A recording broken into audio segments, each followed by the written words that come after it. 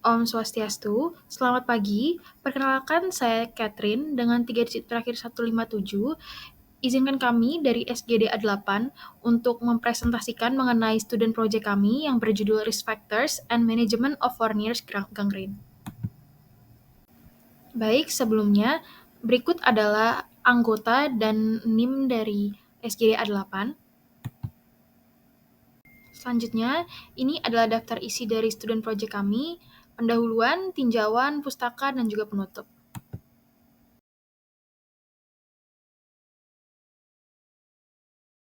Baik, selanjutnya izinkan saya untuk membahas latar belakang. Jadi, Fourniers gangrene merupakan suatu kondisi tidak umum yang disebabkan oleh infeksi bakteri aerob dan anaerob. Kondisi ini ditemukan ketika adanya infeksi nekrotik pada jaringan ikat pada daerah perineal, perianal, dan juga area genital. Kondisi yang sangat jarang ditemukan ini hanya tercatat 0,02% dari semua kasus. Biasanya ditemukan pada pasien dengan imunokompromis atau diabetes. Meskipun begitu, kondisi ini memiliki tingkat kefatalan mencapai 40%. Jadi mengingat tingkat kefatalan yang tinggi ini, pasien dengan kondisi ini harus cepat ditangani.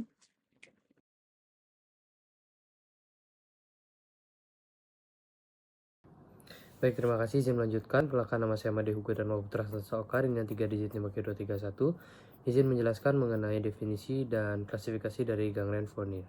Dari gangren Fournier adalah infeksi nekrotik pada fascia di daerah perineal, genital, dan kadang-kadang perianal yang sering menyebabkan kematian jaringan kulit dan jaringan lunak di atasnya.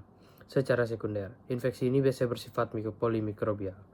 Kemudian untuk klasifikasinya dibagi menjadi beberapa kategori seperti etiologinya, tingkat keparahannya, dan perluasan anatomisnya. Untuk etiologinya bisa dibagi menjadi idiopatik dan sekunder akibat trauma. Kemudian untuk tingkat keparahannya dihitung berdasarkan sistem skor Fournier Gangrene Severity Index (FGSI). Kemudian yang terakhir, perluasan anatomisnya dibagi menjadi 3 tipe. Tipe 1 terbatas pada area genital, tipe 2 meluas ke perut bawah, dan tipe 3 meluas ke paha. Mungkin sekian dari saya, bisa lanjutkan oleh rekan saya. Terima kasih. Baik, perkenalkan, nama saya Dista Kulia Pramesti Dewi dengan 3 digit terakhir 195. Di sini saya izin membacakan dari epidemiologi dari penyakit Fourniers gangrene, di mana penyakit ini relatif jarang terjadi dengan insiden sekitar 1,6 per 100.000 pria per tahun di Amerika Serikat dengan puncaknya pada pria berusia 50 hingga 79 tahun. Di mana penyakit ini hanya menyumbang sekitar 1-2% dari seluruh kasus perawatan di rumah sakit bidang urologi, tetapi penyakit ini sangat serius dan seringkali muncul pada pria usia menengah ke atas dengan faktor risiko seperti diabetes, obesitas, dan juga imunosupresi. Mungkin sekian, terima kasih. Baik, perkenalkan saya Rati dengan 3 digit 5Q008, izin untuk melanjutkan presentasi. Izinkan saya untuk menjelaskan mengenai patofisiologi dari Fourniers gangrene. Jadi, untuk patofisiologi dari Fourniers gangrene itu bisa ada hal yang ingin kami tekankan di awal yang menjadi etiologi dasar dari kenapa bisa terjadi Fourniers gangrene. Pertama adalah dipengaruhi oleh higienisitas dari daerah perineum pria. Dan hal yang kami ingin tekankan kembali yakni tentang faktor dari agen dan juga faktor dari host itu sendiri. Ketika adanya cedera pada kulit, terutama di daerah perineum atau sekitar genitalia pria, ini akan menjadi sebuah akses bagi bakteri untuk bisa menginfeksi atau menginvasi daerah sekitar sana. Apalagi ditambah host ataupun individu tersebut mengalami adanya disfungsi kekebalan tubuh atau sistem imun yang kurang bagus. Hal inilah akan sangat mendukung terjadinya proses infeksi yang mungkin bermanifestasi klinis terlebih dahulu dalam bentuk ISK atau adanya infeksi saluran kemih atau UTI atau Unitary Tract Infection yang awalnya dia uncomplicated atau sederhana, kemudian bisa beralih ke complicated atau yang menjadi kasus yang rumit apabila tidak tertangani dengan segera. Kasus yang rumit ini rentan untuk muncul manifestasi klinis seperti gejala sistemik untuk demam, nyeri di daerah costovertebral angle, dan lain sebagainya. Apabila tidak tertangani dengan baik, maka hal ini juga akan berdampak pada penyebaran ke daerah kelenjar getah bening regional, terutama di daerah sekitar inguinal. Inflamasi yang terjadi pada kelenjar getah bening juga akan berdampak jika tidak tertangani dengan baik. Proses inflamasi ini akan menyebar dengan cepat di daerah sekitarnya, dan hal itu juga akan berdampak pada terjadinya proses nekrosis atau kematian jaringan akibat inflamasi yang kronis. Dan jaringan yang mati ini tentunya akan berdampak buruk pula jika tidak mendapatkan penanganan segera, yakni timbulnya gangren atau pembusukan jaringan mati. Jika hal ini terjadi terus-menerus, maka hal ini akan berpotensi terhadap komplikasi yang kita paling takutkan, yakni terjadinya sepsis. Baik, mungkin sekian dari presentasi saya, akan dilanjutkan oleh rekan saya. Terima kasih. Perkenalkan, saya Ida Yukade Putri Monika dengan 3 digit IN terakhir 053, izin melanjutkan mengenai penyebaran fornis gangren, di mana itu ada 2, infeksi dari urogenital yang berasal dari infeksi saluran kemih dan juga infeksi dari anorektal. Di mana infeksi dari urogenital yang berasal dari infeksi saluran kemih dapat menyebar ke parauretral, ke corpus spongiosum, hingga menyebar ke tunica albonea dan juga fascia Bach. Kemudian infeksi dari anorektal dapat menyebar ke fascia scamper, kemudian dari jaringan perirektal menyebar ke fascia colles dan juga dari perirektal area hingga ke fascia dartos, ke skrotum dan penis, hingga nantinya menyebar ke anterior dinding abdomen. Dan baik dari infeksi urogenital yang berasal dari ISK dan juga infeksi dari anorektal nantinya akan dapat menyebar ke fascia dartos dan colles hingga ke fascia scarpa. Sekian dari saya, akan dilanjutkan oleh rekan saya. Terima kasih. Baik, sebelumnya perkenalkan nama saya Putu Sarita Nandaswari dengan NIM digit terakhir 213. Jadi manifestasi klinis pada certain gangrene itu terdapat dalam beberapa tahapan. Yang pertama itu tahapan predormal, di mana terjadi selama 2 hingga 7 hari. Di mana pada tahap ini terjadi demam dan melase, nyeri area genital atau penetorium. Masuk ke tahap awal, itu terjadi eritema serta edema pada kulit peritoneum atau skrotum, dengan adanya nyeri hebat yang tidak terdapat adanya temuan fisik. Lalu masuk ke tahap 3, itu tahap lanjut, di mana pada tahap lanjut ini kulit menjadi cyanonik atau kebiruan yang menandakan bahwa tubuh ini kekurangan oksigen, serta muncul lepuh dan nekrosis. Dan berikutnya terdapat kriptoskutan diakibatkan gas dari infeksi aneh. Mungkin sekian yang dapat saya sampaikan, akan dilanjutkan oleh rekan saya. Terima kasih. Baik, sebelumnya perkenalkan, saya Nilo Putu Karisma Wulandari dengan 3 digit IM terakhir 009, izin untuk menjelaskan mengenai komplikasi dari Fournier's gangrene. Jadi pertama, komplikasinya bisa berupa yang pertama yaitu gagal ginjal akut, sindrom gangguan pernapasan akut atau ARDS, aritmia dan juga gagal jantung, kegagalan multi organ, bakteremia yang nantinya berisiko untuk terjadinya stroke, tromboemboli hingga diamputasi, kemudian infeksi luka pasca debridemen, kemudian infeksi saluran kemih karena ada keterlibatannya penis, kemudian bisa menyebabkan retensi urin dan juga penurunan kualitas hidup karena dia mengalami depresi. Mungkin sekian dari saya kembalikan ke teman saya yang selanjutnya. Baik, terima kasih atas kesempatannya. Sebelumnya perkenalkan, saya Ana Agung Putu Desi Liana Dewi dengan 3 digit NIM akhir 046, izin untuk melanjutkan materi terkait faktor resiko Fournier's gangrene. Jadi untuk faktor resiko dari Fournier's gangrene dapat dibagi menjadi 2, yaitu faktor resiko internal dan faktor resiko eksternal. Yang pertama, faktor risiko internal dari Fournier's gangrene diantaranya, yang pertama diabetes mellitus. Dapat menyebabkan gangguan pembuluh darah, neuropati diabetikum, defek sistem fagosit, sehingga dapat menekan sistem imun serta memudahkan infeksi kulit dan jaringan lunak. Yang kedua, HIV dan penggunaan obat imunosupresif, seperti kortikosteroid yang dapat menurunkan daya tahan tubuh sehingga mengarah pada Fournier's gangrene.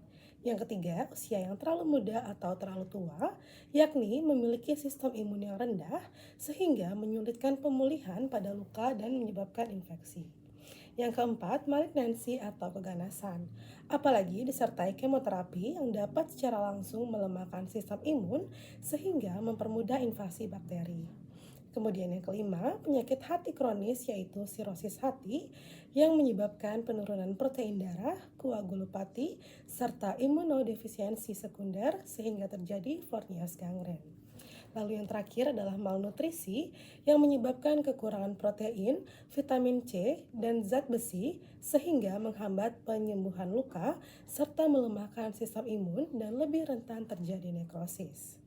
Baik, kemudian adalah faktor resiko eksternal dari terjadinya Fournier's gangren, diantaranya yang pertama infeksi urogenital, perineum, dan perianal, seperti abses perianal, prostatitis, fistula, paraproktitis, atau jerawat dapat memudahkan bakteri menuju fasia. Infeksi akibat bakteri gram positif seperti grup A Streptococcus dan Staphylococcus aureus, serta bakteri gram negatif seperti E. coli dan Pseudomonas aeruginosa yang sering terdapat pada pasien Fournier's gangren.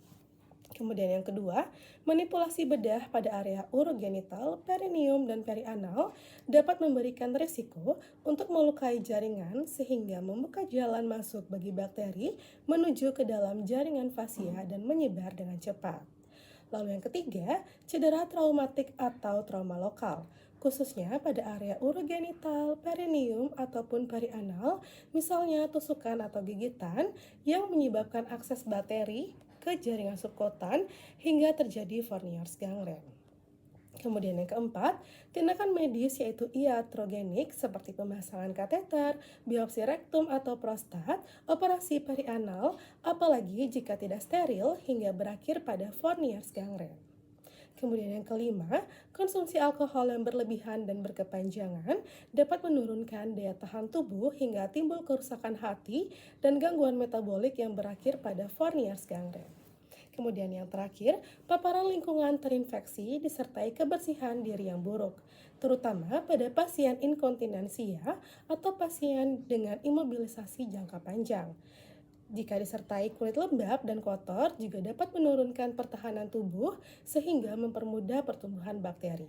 Baik, sekian dari saya. Selanjutnya akan dibawakan oleh teman saya. Terima kasih. Baik, izin melanjutkan. Sebelumnya, perkenalkan saya Komandiki Maris Tawarana dengan 3 digit NIM terang 032, izin menjelaskan mengenai tata laksana dari Fournier's gangren.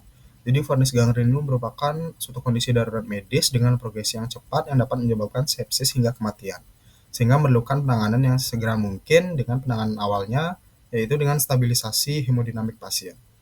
Kemudian tata laksana farmakologis melibatkan suatu antibiotik dengan spektrum luas, diberikan secara empiris untuk mengatasi bakteri gram positif, negatif, ataupun bakteri anaerob, seperti kombinasi dari beta-lactam atau beta-lactamase inhibitor seperti ampicillin, sulbactam, atau piperacillin, tazobactam, dengan aminoglikosida dan juga metronidazole, serta tambahan vancomycin atau teicoplanin jika dicurigai MRSA, dan pemberian anti jamur jika diperlukan.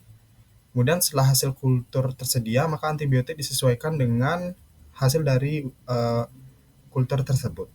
Pendekatan non-farmakologis meliputi perawatan dan juga pembersihan luka secara rutin, penggunaan negative pressure wound therapy atau EPWT, serta hiperbarik oksigen terapi atau HBOT untuk mempercepat penyembuhan dan juga menghambat pertumbuhan bakteri anaerob.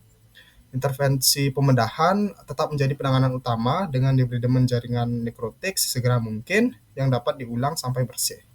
Tindakan tambahan seperti kolostomi atau kateterisasi suprapubik dilakukan bila ada kontaminasi dari saluran cerna ataupun kemih.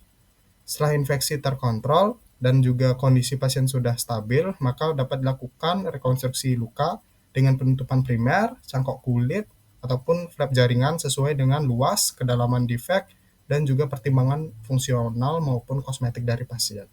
Mungkin sekian dari saya, akan dilanjutkan oleh teman saya. Terima kasih. Baik, izin melanjutkan. Sebelumnya, perkenalkan nama saya Felicia Fernanda dengan 3 digit per 075. Izin melanjutkan presentasi 2.8 cara pencegahan Fournier's gangren, di mana dasar penanganan Fournier's gangren dengan stabilisasi hemodinamik, terapi antibiotik sistemik spektrum luas, serta sagittal debridement. Dimana sagittal debridement ini merupakan salah satu cara terapi dari Fournier's gangren dan dilakukan segera mungkin setelah keadaan umum pasien sudah memungkinkan, di mana pembentukan gas gangren ini didokumentasikan mencapai hingga 1 cm kuadrat per jam, sehingga sagittal debridement harus segera dilakukan. Pada sebagian besar kasus Fournier's gangren, debridement pertama tidak dapat dibersihkan secara keseluruhan ataupun 100% jaringan nekrotiknya dan perlunya dilakukan debridement lanjutan. Beberapa penelitian terakhir tentang berupaya dalam mengembangkan suatu metode untuk memperkirakan prognosis pasien. Salah satu metode yang bisa digunakan yaitu System Score Von Gangrene Severity Index ataupun disingkat dengan FGSI, di mana untuk penilaian ini paling baik dilakukan pada saat pertama kali pasien itu datang.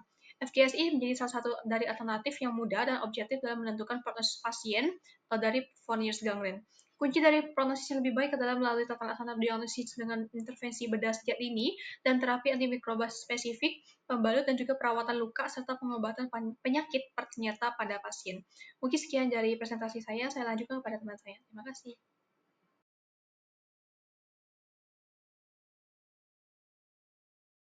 Baik, perkenalkan nama saya Gadis Sumaryanta dengan NIM akhir 3. Jadi izin untuk menjelaskan pada bagian kesimpulannya. Fournier gangrene adalah infeksi nekrotik yang sangat agresif dan mengancam jiwa pada jaringan fascia perineum, genital, dan perianal yang disebabkan oleh infeksi polimikroba dan ditandai dengan adanya penyumbatan vaskular yang menyebabkan nekrosis jaringan secara cepat. Penyakit ini meskipun jarang memiliki mortalitas yang tinggi, khususnya pada pria usia menengah ke atas dengan faktor risiko seperti diabetes, imunosupresi, dan malnutrisi. Patofisiologinya melibatkan infeksi bakteri yang menghasilkan enzim destruktif dan endotoksin yang menyebabkan penyebaran infeksi melalui jalur fasia. Manifestasi klinis muncul bertahap yang mulai dari nyeri dan demam hingga nekrosis masif dengan komplikasi berat seperti sepsis, gangguan organ multiple, hingga disfungsi seksual dan gangguan psikologis. Penata laksanaan bersifat darurat dan multidisipliner, meliputi resusitasi, antibiotik spektrum luas, debridamen bedah berulang, serta perawatan luka lanjutan termasuk terapi oksigen hiperbarik. Pencegahan melibatkan kontrol faktor risiko, hygiene yang baik, dan pengelolaan dini infeksi lokal dengan prognosis dibantu melalui penilaian skor Fournier Gangrene Severity Index atau FGSI. Kemudian untuk bagian sarannya, penulis ingin menyampaikan kepada pembaca agar lebih memahami dan menelaah isi dari kajian ini dengan mengenai definisi, klasifikasi, epidemiologi, patofisiologi, manifestasi klinis, komplikasi, faktor risiko, tata laksana dan cara pencegahan Fournier gangrene secara mendalam untuk memperoleh pemahaman yang lebih baik. Maka dari itu, pembaca dapat melakukan langkah-langkah yang tepat untuk mengelola dan menimbulkan dampak negatif dari kondisi ini pada penderita. Baik, sekian dari saya. Terima kasih. Baik, berikut ini merupakan daftar pustaka yang kami pergunakan untuk membuat student project.